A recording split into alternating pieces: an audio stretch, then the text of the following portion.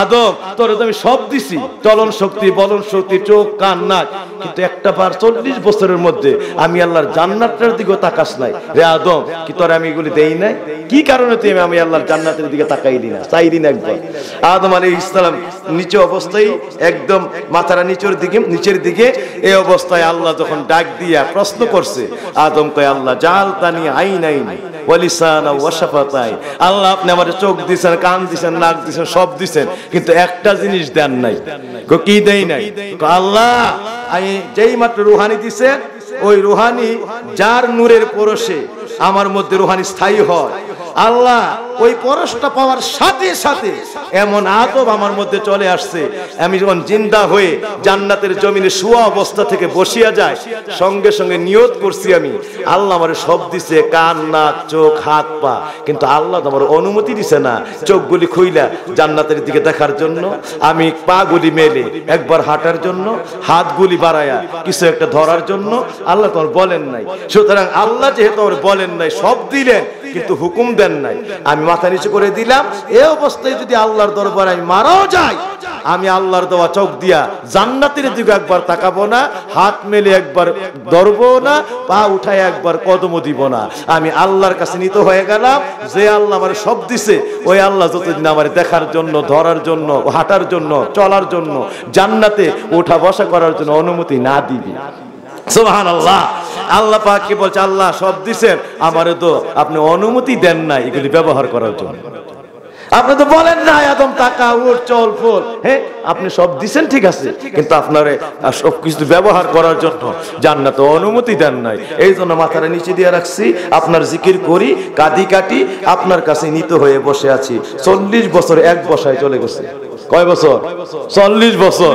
আমার আল্লাহ ডাক দিয়া কয়, আইনা জিবরাইল, মিকাইল, ইসরাফিল, আজরাইল, ফেরেশতারা রে, তাড়াতাড়ি জান্নাতে আয়।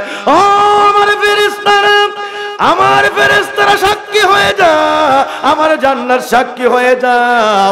আগে আমি জিন জাতি বানাইছিলাম, দুনিয়া বিচরণের জন্য, আপাদের জন্য দিয়েছিলাম, এমন মারামারি, হিংসা, ফাসাদ দিয়া গোটা জমিন ফাসাদের কঠিন জ্বালা পোড়ায় জমিনকে অস্থির করে দিয়েছে।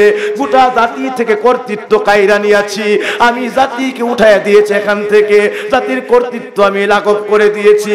রে ফেরেশতা, আমি মনে মনে নিয়ত করেছিলাম এমন একটা জাতি বানাইতে থাকবো, যারা আমার এইটা দিয়ে খুশি করতে না পারবে, তারারও আমি আবার উঠায় নিব, আরেক জাতি বানাইবো, যেই জাতি আমার আদব দিয়া খুশি করবে, যেই জাতি আমার বিনয় দিয়া খুশি করবে, যেই জাতি আমার নম্রতা দিয়া খুশি করবে, যেই জাতি আমার গোলামি দিয়া খুশি করবে। রে ফেরেশতারা, আমার আদব দিয়া, নম্রতা দিয়া, বিনয় দিয়া, আমি আল্লাহর গোলামি দিয়া এমন ভাবে আমি আল্লাহর মন জয় করে ফেলেছে।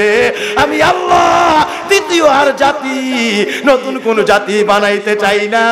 তোমরা সাক্ষী হয়ে যাও, আমার আদম আমারে শতভাগ আমি আল্লাহর নিয়ত পুরা করে ফেলেছে।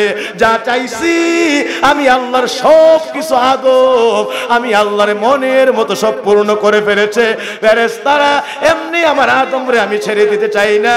আজকে সাক্ষী হয়ে যাও, 3টা মহা নিয়ামত আজকে আমি মহা পুরস্কার আদমের জন্য বাজেট করে দিলাম।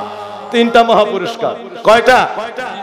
3টা মহা পুরস্কার জান্নাতের মধ্যে। 1 নম্বরে আল্লাহ বলতেছে, এই ফেরেশতারা সাক্ষী হও, আদমরে প্রথম পুরস্কার দিলাম, জাআলতুহু ইলম ওয়াল হিকমা। প্রথম নম্বরে আদমকে আমি জ্ঞান বিজ্ঞান দান করে দিলাম। সুবহানাল্লাহ।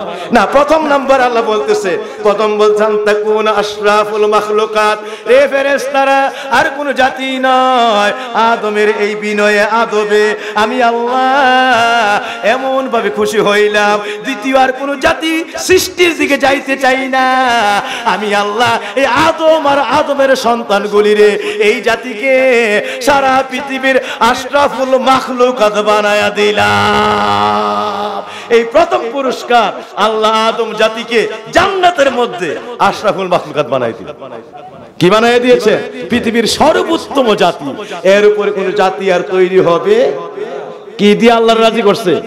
আদব দিয়ে, আদব, আদব, বিনয়, নম্রতা। এখন ছেলে মেয়েদের মা বাবা আপনজন আহালদের সঙ্গে আদব নাই।